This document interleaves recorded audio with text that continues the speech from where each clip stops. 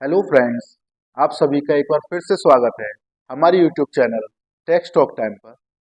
आज का वीडियो बहुत ही इम्पोर्टेंट होने वाला है। आज हम जानेंगे वो कौन कौन से बेनिफिट्स हैं जो कि इनकम टैक्स एक्ट के सेक्शन 80C के अंतर्गत हमें मिलते हैं। तो चलिए बिना देरी किए आज का वीडियो शुरू करते हैं। दोस्तों, आप सभी अपना अपना इनकम टैक्स रिटर्न तो फाइल करते ही हैं, चाहे वो खुद सेल्फ फाइल करते हैं या अपने किसी टैक्स प्रोफेशनल से फाइल कराते हैं या किसी एडवोकेट से या किसी सीए से फाइल कराते हैं। तो फाइल कराते समय हमें कुछ अपने जो हमने ड्यूरिंग द ईयर इन्वेस्टमेंट किए होते हैं उनका बेनिफिट मिलता है। तो वो कौन कौन से बेनिफिट हैं जिनका कि हमें आईटीआर फाइल करते समय बेनिफिट मिलता है, जो कि section 80C of the income tax act के अनुसार अलाउड है। तो सबसे पहला जो पॉइंट है वो है LIC, life insurance premium. Life insurance premium दोस्तों आप जानते ही हैं कि हम अपने फैमिली मेंबर्स के लिए लाइफ इंश्योरेंस पॉलिसी लेते हैं, चाहे वो LIC कंपनी से लें, चाहे वो किसी भी इंश्योरेंस कंपनी से लें, SBI से लें, बजाज एलियांज से लें, किसी भी इंश्योरेंस कंपनी से हम अगर LIC पॉलिसी अपनी लेते हैं तो ड्यूरिंग द ईयर हम जो भी प्रीमियम अमाउंट पे करते हैं उस पॉलिसी के लिए, उसका हमें सेक्शन 80C के अंडर बेनिफिट मिलता है। Second, PPF account, public provident fund. दोस्तों, अगर हम एम्प्लॉयड हैं तो हमारा एम्प्लॉयर हमारी सैलरी में से कुछ अमाउंट PPF के रूप में काट करके जमा कराता है।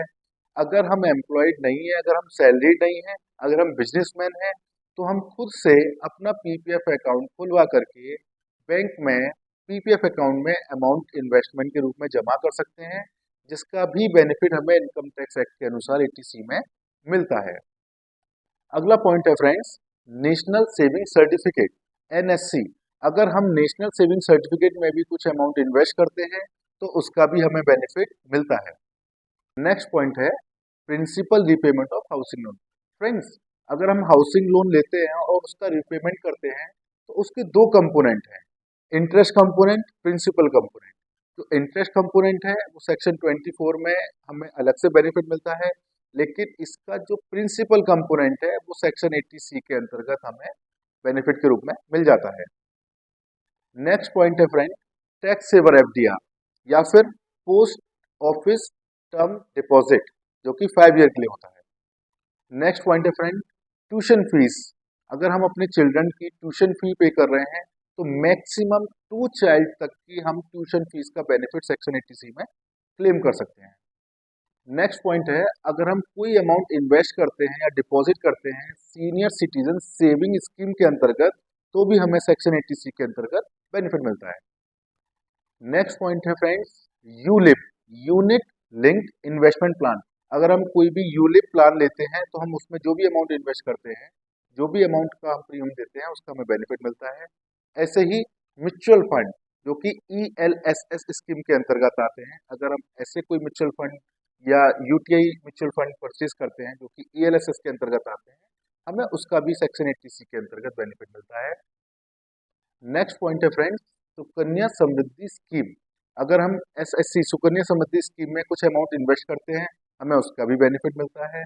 इसके अलावा अगर हम कोई प्रॉपर्टी परचेज करते हैं तो उसमें जो रजिस्ट्रेशन फीस या स्टाम्प ड्यूटी वैल्यू हम पे करते हैं, उसका भी बेनिफिट हमें सेक्शन 80C के अंतर्गत मिल जाता है। तो फ्रेंड्स, अब बात करते हैं मैक्सिमम अमाउंट जितना कि इस सेक्शन के अंतर्गत हमें डिडक्शन के रूप में मिलता है। तो इसका जो मैक्सिमम अमाउंट है 1.5 लाख रुपए, या फिर amount invested whichever is less. इन सभी पॉइंट्स जो कि अभी हमने डिस्कस किए हैं उनमें जो उनका अमाउंट है वो अमाउंट, या फिर 1.5 लाख रुपए which ever is less. For example, हमने इंश्योरेंस पॉलिसी में कुछ अमाउंट इन्वेस्ट किया, हमने ट्यूशन फीस में बच्चों की कोई चिल्ड्रन एजुकेशन फीस पे की, या फिर हमने कोई अमाउंट म्यूचुअल फंड में जमा किया, हमने कोई 5 ईयर FDR ले लिया, तो इन सभी का अमाउंट बैठ रहा है 1,25,000, और मैक्सिमम अमाउंट जो हम क्लेम कर सकते हैं वो है 1,50,000। तो आपको जो बेनिफिट मिलेगा इस सेक्शन के अंतर्गत वो मिलेगा 1,25,000।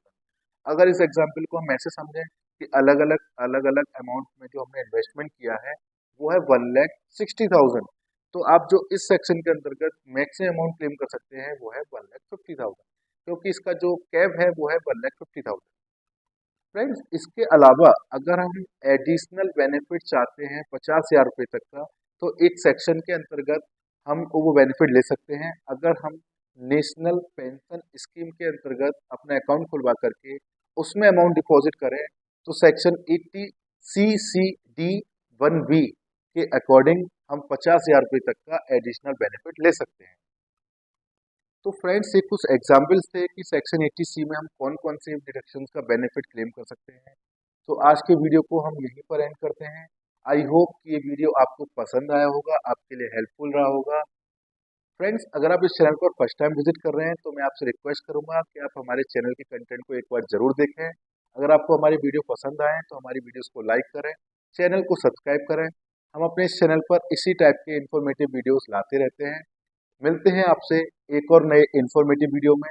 Till then take care, bye bye, जय हिंद।